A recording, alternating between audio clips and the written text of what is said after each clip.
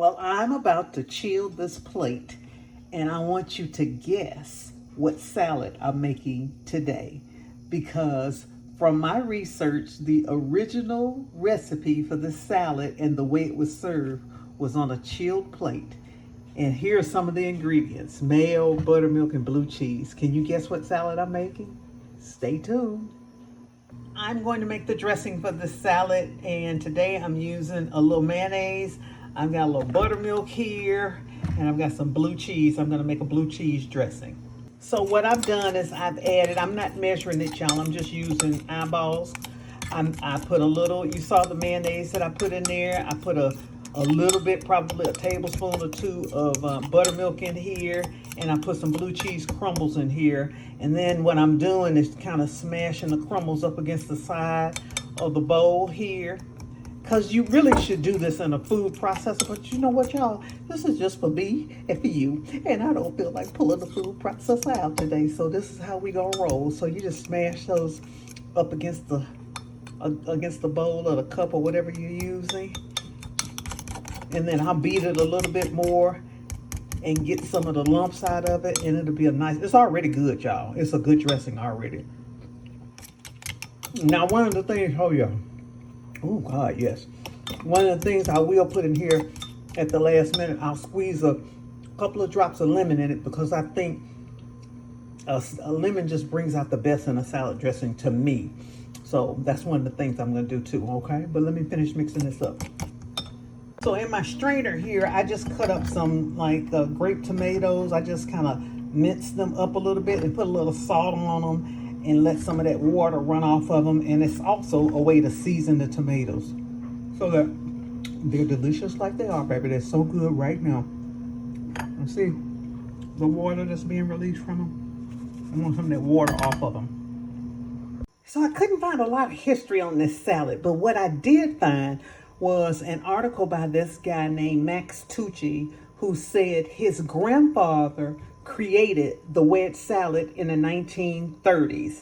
And in the 1930s, it was not called a wedge salad. It was actually called the hearts of lettuce salad. So basically, it's just an iceberg lettuce that's been just cut in half and then cut in quarters. And so this is one. At first, I thought I was going to only eat one, but since I've made so much blue cheese dressing, I think I'm just going to enjoy both of these today for my salad. And initially, because what was only in the stores or on the farmer's market when his grandfather Oscar created this salad, the only thing that was available was lettuce and tomatoes. So traditionally, it was created with just lettuce and tomatoes and a blue cheese dressing. The blue cheese dressing right here that you saw me make, it was just lettuce, tomatoes, and a blue cheese dressing. So let's try that first, and then I'm going to show you some ways that it's been modified.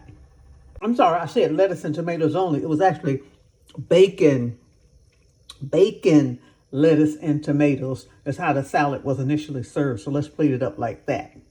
So this is how it was initially served. It was a wedge of iceberg lettuce with blue cheese dressing with tomatoes and bacon, because that's what was available back in the 1930s on a abundance scale at the farmers markets and in stores and stuff like that. In 1955, this salad was renamed to his grandfather, and it was called the Oscar's Wedge. It was always served on a chilled plate. And what was cool about this salad is that when they served it, they also served it with a serrated knife so that the customers could cut up their salad easily at the table. But there are new ways that people create the wedge salad. And I've always said that whenever you take something that was originally done and you modify it, I actually call it a modified version of the original salad, although we typically still call it a wedge salad. So one of the things that's been added with the wedge salad is either shallots or red onions. So I got a few red onions here that I'm gonna add on here. Okay, and then the other thing is some restaurants add croutons, and I think I got a few croutons that I'm gonna add on here also. So this is a great salad. It's a lot of lettuce, so you may underestimate how much salad dressing you need. Because iceberg lettuce is basically just water in my mind. It's just a water-based lettuce. And I typically don't buy it a lot, but I wanted to make this video and just share, again, with the beginner cooks, what I've discovered and how you can take something as simple as a $2 or $3 head of lettuce and make you a full meal out of it if you got some of these other things in the pantry. And if you don't, just do it with lettuce and tomatoes and whatever kind of dressing you like. But blue cheese is typically what was served with the salad. It's good, it's crunchy. The blue cheese dressing is creamy. The bacon and the blue cheese dressing give it a little tang from the buttermilk that's in the blue cheese dressing. It's delicious. It's not too salty, which is good. I can understand why it was served at the table with a serrated knife, because you do have to cut through this lettuce. Now, a lot of restaurants nowadays, they actually cut it up into like a chopped salad so that you don't have to do this part. But it is so good, y'all. It is so good. It's really interesting because normally Wikipedia would have said something about how this salad originated, and the only thing I could find is that article by Max Tucci about his granddaddy creating this salad at Delmonico's restaurant in the 1930s. But I've showed you the original version, just a wedge of lettuce, blue cheese dressing, bacon, and tomatoes.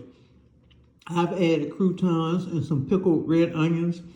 I've seen it with, actually the article that I was reading by Max Tucci, I've seen it with figs on it.